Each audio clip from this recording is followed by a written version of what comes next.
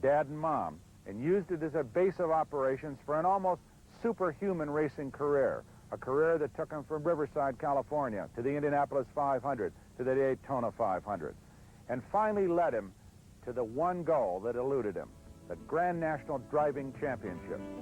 Join me today as we meet one of the great drivers, Bobby Allison.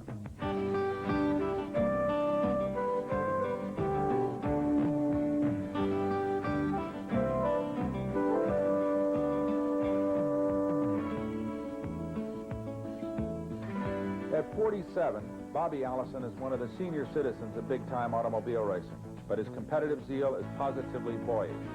Not only does he still run the entire 31-race Grand National schedule, which is in itself the most physically demanding racing series in the world, but Allison spends his spare time running another 30-odd short-track stock car races from coast to coast. Although he is a native of Miami, Florida, he is thought of as the head of the legendary Alabama Gang, a select group of hard stock car drivers, including his brother Donnie and Neil Bonnet. Allison is a two-time winner of the most prestigious stock car race of them all, the Daytona 500, and has been named NASCAR's most popular driver 4 times. He ranks 3rd on the all-time victory list. Known to be one of the most talented natural race drivers in the business, Allison lives in Hueytown, Alabama, with his wife Judy and 3 children. His oldest son, Davey, is seeking to follow his father into Grand National competition. Well, Donnie and I left Miami one day with my pickup truck and a little modified race car and headed for Alabama, where we had heard there was good racing. And we came into the southeast corner of Alabama, down around Dothan, and stopped at a gas station and asked the guy where the racetrack was. And he said, well, there's not one here, but there's a real nice one about 100 miles up the road at Montgomery. So we drove on to Montgomery and saw a real nice car sitting in a gas station. We stopped there, and that's where we met Bo Freeman, who's still a good friend of mine and Donnie's both. And Bo was the mechanic on Sonny Black's car. He said, stop, let's have a glass of tea, and we'll go out and look at the racetrack. So we rode out to Montgomery Speedway, which at the time had to be the absolute best half-mile paved racetrack in the country. And they were running the following night there, but that was a Friday, and they were racing here in the Birmingham area at a little track called Dixie Speedway on Friday nights. This was 1959. And we drove on up here. I ran at Dixie. I ran 5th in the heat, 5th in the semi-feature, and 5th in the feature. And won more money than it would pay to win everything if I had been running on the local tracks in Miami. So the way I always talk about it is, right then I felt like I'd died and gone to heaven.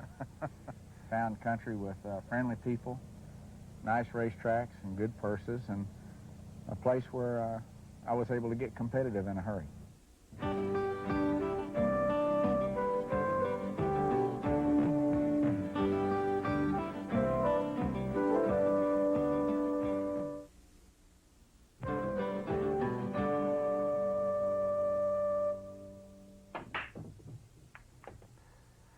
You get a chance to play this game much? Oh, a little bit. I like to sneak down here in the evenings and knock them around. Davey's really good, and Clifford's pretty good on the table. And it's hard to imagine how you, with that schedule that you run, it seems as if you're going to spend your whole life bolted into a race car of one kind or another. Well, I have to agree with that. I've been in and out and gone an awful lot. What I try to do to supplement that is the days when I am home, spend some time with family and try to do some things. Years ago, when the kids were smaller, it was easy to, like, go to the river for a day or go to one of the amusement areas or something. That we've got several nice ones here in Alabama, and some of them have freshwater beaches and so forth. We did a lot of that. Are you? Would you describe yourself as a workaholic? Well, maybe only to a degree. A workaholic obviously has to enjoy what he's doing, but I don't think there are many workaholics that really have their professional activity and their hobby be the same thing. And I think that's true for me. When I first started racing, I was in high school. And at that time, it was strictly a recreational activity for me. And my dream was to somehow develop that into a career and so forth. But that didn't come around right away, and there was a difficult time forming a plan. But what made that easy was the fact that I got so much enjoyment out of the racing activity, even back in the beginning. Was there a time that you really felt you were good? I mean, was it early in the going that you could recognize that you believed that you were better than a lot of the other guys? Well, how I felt about it, and even now think back about it a little bit, I felt I was a better mechanic than I was a driver to start with. And I had some people help me along the way and advise me along the way that knew some things about the mechanics and knew some racing tricks, so to speak. And what happened, like when I first came to Alabama, I was still pretty much of a novice, but I had a very good race car. And so the race car allowed me to perform. And because the race car was fast and it handled good and it drove good, it allowed me to get a lot of good experience early on. And from there, I discovered that I could hold the pedal down pretty hard no matter what circumstances I was involved in. I felt like I began to get the experience behind the wheel to become a good race car driver. Bobby, I noticed a lot of things around here, though, the plaques on the wall, a lot of them had to do with the Boy Scouts and other civic endeavors around Hueytown. Are those largely honorary, or have you really spent a lot of time with those organizations? Well, I'd like to say I spend some time with them. I don't think that I've spent enough in view of what I think they're entitled to. But I have gotten personally involved, especially in the Boy Scouts. Alabama, though, is really very much your home. You never have any second thoughts about going back to Florida or any of that. You're really totally integrated into this Absolutely. state and this society, haven't you? Yeah, well, it was strange. You know, I was born and raised in Miami, and I liked the country down there. I was addicted to the Everglades when I was a kid. I fished and hunted and roamed through the glades, just amusing myself, so to speak, and I thought that was really the greatest place in the world. And when I came into Alabama, I found a different kind of terrain, but I found a group of people that were outwardly friendly and warm, and country that was pretty in a different respect, and a lot of water. You know, I like to swim, and I like boat riding and water skiing, stuff like that, and fishing. And there was a lot of water in Alabama, and of course there's tall hills and hardwood trees and a lot of things that people don't really think of when you say Alabama. You think hot country and kind of flat ground and maybe pine trees, but especially north and central Alabama is much different from that. And on top of all that, I found racetracks that were exactly what I needed to develop my career, and purses that allowed me to support myself solely through racing, support the family and everything. And it's just something that, like I discovered where I was supposed to be. Well, you just won your first Grand National Championship, and it must have been a big mental strain on you, not so much from driving the car, but to having to constantly deal with the press and your fans and the curious public about that whole issue of winning that thing. Where did the relief come from winning it? The actual championship, or just not having to deal with that subject anymore?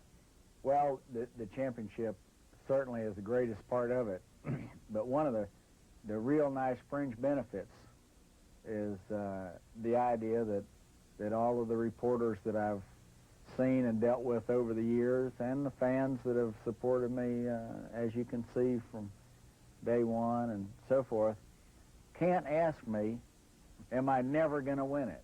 Because now I have.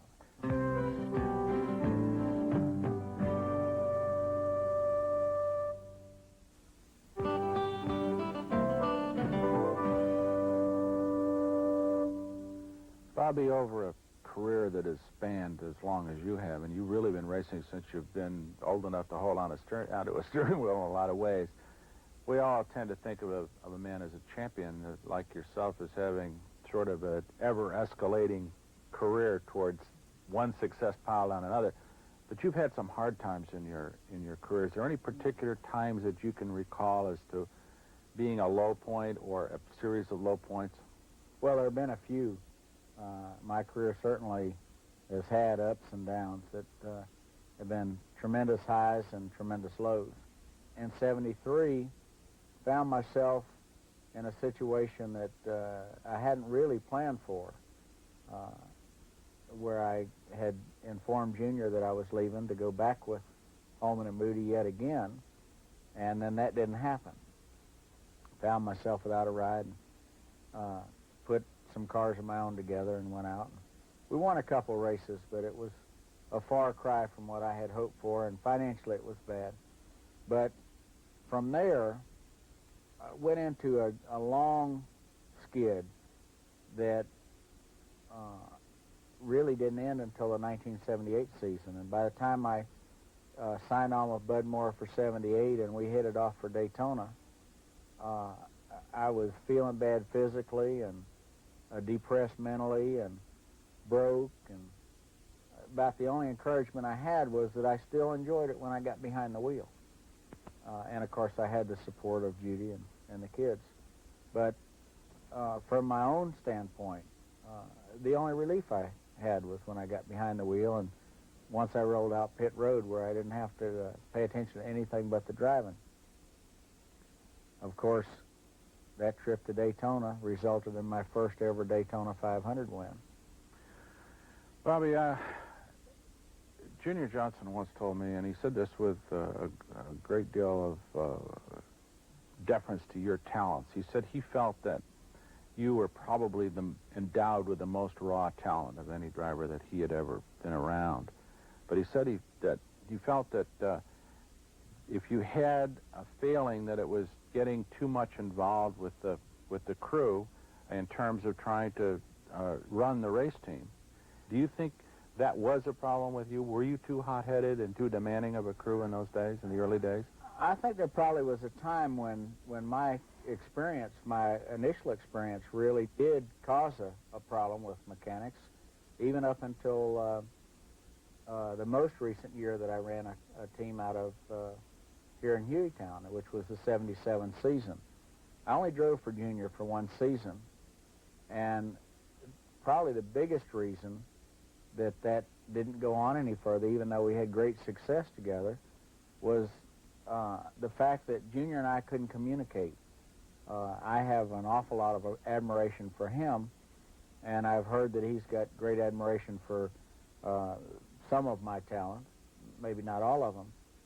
But I think that what put me kind of at odds in that situation was when Junior hired me. I asked him, after 4 years of me begging him for a ride, why all of a sudden did he come to me? And he said, well, we have a fast car, but we can't get it to handle. And so we want you to get our car handling. And I was told that Herb would work with me and do the things that I wanted done, and Herb Nab, that is, and that we'd go on from there. Well, Herb and I worked great together, and I really liked the guy. We had a lot of success and so forth. But I had a difficult time getting the whole crew to change some things on the car that I felt could be improved, but that Junior had really liked back in his driving days. And in fact, sometimes had to kind of figure out how to present a situation so that I would get it done. I wanted the rear panhard bar changed one time, and I was told that, Junior always ran it this particular way. And so we were going to Riverside, which turns the opposite direction. So I said, well, if it's better like that, then we should turn it around for Riverside. And so they said, well, yeah. So we had both mounting positions on for Riverside, and we tried it back to back, and the way I really preferred it turned out to be better, and it accomplished a better performance out of the car, but I don't think it made any friends. You have run your own team for a long time, though, on the short tracks, even though you run with Grand National crew chiefs and teams exclusively of your short track efforts. Is that right? That's true. And, of course, I operate this little business down here that races Davies cars, my son, and some of my own short track activity. I think that probably what I should say at this point is that in my early years, I had no financial backing whatsoever, and there wasn't enough prize money to pay any hired help. I had good volunteer help, some very good friends that still are close to me even yet today. But the burden kind of fell on my own shoulders. And many times in those days, I would tow from here to Richmond, Virginia alone. Just me in the truck with the race car. And in order to be able to pay the bills with what money I could take in, I couldn't pay any out to any hired help or anything like that. And I think that developed an attitude of just grabbing the wrenches or whatever and doing what I thought was the next best step to take. And, when I moved into the Grand National picture and when I moved well into the Grand National picture, I found a wide variety of how that was accepted. With Bud Moore's crew, for instance, I could take the whole toolbox, and they would all just support whatever I wanted to do.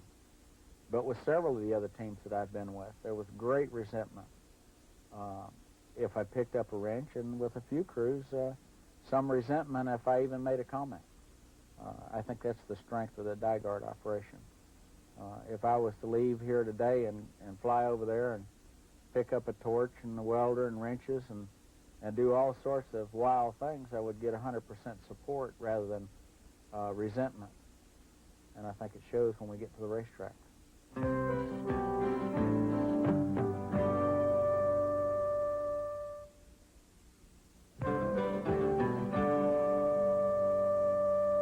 Bobby, so much of racing, we all know, is raw emotion. I mean, the drive to succeed. You've been in it. You run 60-odd races a year in the super speedways, the short tracks. You're testing, you're living in a race car in an awful lot of time. Is there any moment in the course of a racing season that urge to win, that urge to just keep your foot in it, is less than it was, say, 5 years ago? I think the only place that I might even see an inkling of that is in the short track appearance schedule. But even at that, I don't really want to concede to less of an urge to win. I've always felt that there is only a percentage of wins that you can have. And that if you do your best effort, on some days you're not going to win anyway. And so if I find myself in a less than perfect situation on the short track, I'm not as riled about it as I would have been 5 or 10 years ago. Can you see at any particular point when you would consider retirement, or is there any specific goal that you set for yourself, or any moment that when you know that it's time to pack it in and do something else? Well, my present contract with DiGard will end about 2 weeks before I turn 50 years old. I think that's kind of neat from my standpoint, that in a professional career that I can feel that competitive and that capable of fulfilling my duties behind the wheel, that I would sign that kind of a paper too, along with Bill Gardner and Dygard, all the group at Dygard wanting me to. I think it's a combination of good health, years of experience, taking the place of just the raw enthusiasm that makes race drivers go when they're younger, and the continued success that also encourages. I feel that I've made a pretty good living, and that at least some of it has been handled properly, but it still makes me feel real good when there's a great big paycheck at the end of a race. That's paying you back for all those years when there wasn't any kind of a paycheck. Thank you, Bobby. Thank you, Brock. And thank you for joining us today with Bobby Allison on The Great Drivers.